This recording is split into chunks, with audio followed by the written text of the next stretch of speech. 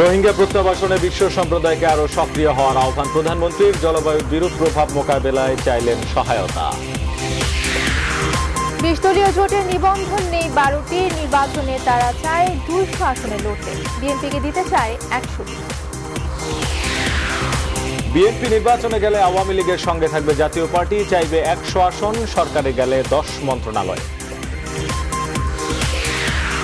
চলতি বছর ঢাকায় ডেঙ্গুতে মারা গেছে 16 জন, বাড়ছে সংক্রমণ। 15 দিনে প্রকোপ কমবে আশা সিটি কর্পোরেশনের।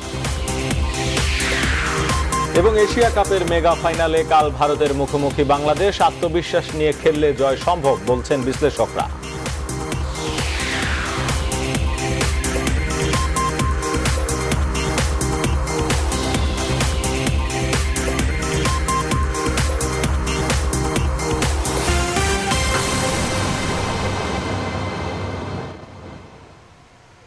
স্বাগত নিউজ 24 সংবাদে, আপনাদের সাথে আছি তাসনিমা জান্নাত অর্থী এবং আমি শেখ জায়েদ। দেখছিলেন শিরোনাম, এবারে বিস্তারিত।